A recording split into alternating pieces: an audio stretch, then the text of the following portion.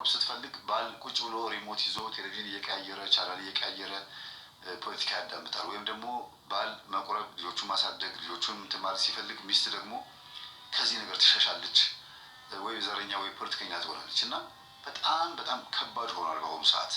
አንድ መሆን ከባድ ነው። ሌላው ሚስት ውስጥ ያለ መንፈስ ባልን የሚፈትንበት እና ባል ውስጥ ያለ መንፈስ ሚስትን የሚፈትንበት ነገር አጠር አድርጌ ልናገር። ምንድን ነው?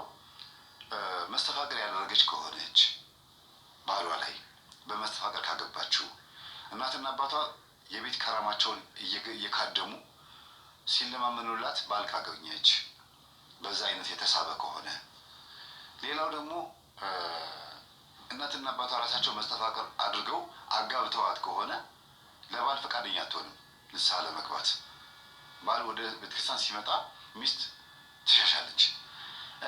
ባዕድ አምልኮ የሚያመልኩ ሆነው ቤታቸው ውስጥ በአመት 3ቴም 4ቴም እየካደሙ አግብተው ከወጡ በኋላ አንዳንድ እህቶች ወደ እናታቸው ቤት በአመት 3ቴ በመሄድ ቡና በማፍላት ምናምን ያንን መንፈስ ያገለግሉታል። እናታቸው ላይ ያለው መንፈስ ወይም አባታቸው ላይ ያገለግሉታል። ምን ማለት ነው?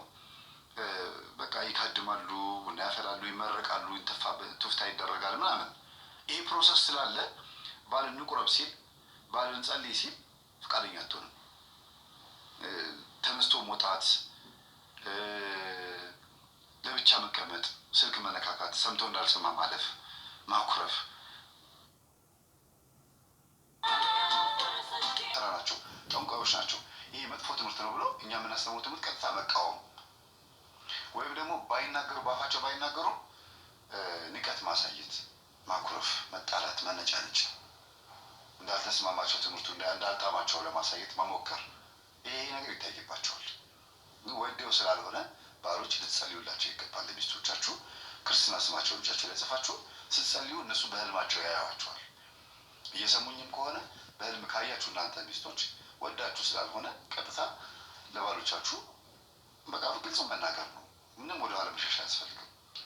ባሎች ደግሞ ብዙ ጊዜ በፖለቲካ፣ በእግር ኳስ፣ በስራ፣ በተለያየ አይነት ኬዝ ምክንያት ሚስቶች የሚያዳምጡት ትምህርትና የሚኖሩትን መንፈሳዊ ህይወት አትኖሩትም። በዚህ ዘመን መንፈሳዊ ሚስት በጣም በጣም በጣም ብርቅ ነው። ሚስትህ መንፈሳዊ ከሆነች እድለኛ ነህ በእውነት። አንደኛ ነገር ከመንዘላዘል ዳነች፣ አንተም ዳንክ። ከጥርጣሬ ትድናለህ። ልብህ ይረጋል፣ ልብህ ያርፋል። በቃ ምንም ነገር አትጨናነቅም። በዚህ ነገር ሀሳብ ባይሆንብህም እንኳን ልጆችህን ታቆርባለች፣ ልጆችህን ታሳድጋለች፣ በእግዚአብሔር መስመር ውስጥ ታሳድጋቸዋለች።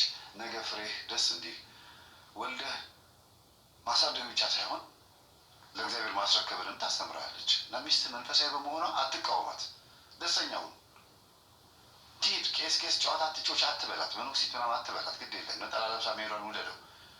በቀሚስ ውስጥ መደበቋን፣ በረጅም ቀሚስ በቱታ በቢጃማ ውስጥ መደበቋን እንደ መጥፎ ነገር አትየው። ያንተ ናት፣ የትም አትሄድም። አልጋ ላይ ታገኛታለህ እንደፈለግ።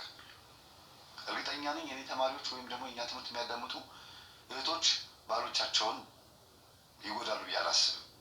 ለምን? የመንፈስን ጸባይ ስለሚያውቁ፣ የአይነት ጥላን የራሳቸውንም የባላቸውንም ስለሚያውቁ፣ ለጎረቤቶቻቸው እንዴት አይነት ሴት መሆን እንዳለባቸው ስለሚያውቁ፣ ገንዘብ አያያዝ ስለሚያውቁ፣ ማባከን ምን እንደሆነ የሚያባክን መንፈስ የቱ እንደሆነ ስለሚያውቁ በተወሰነ መልኩ 70-80% እፎይታ ናቸው ብዬ አስባለሁ።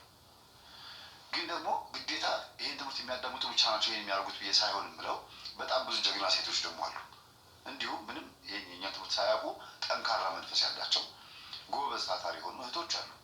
ግን ሲወድቁ ይንኮታኮታሉ፣ ቶሎ ይፋታሉ።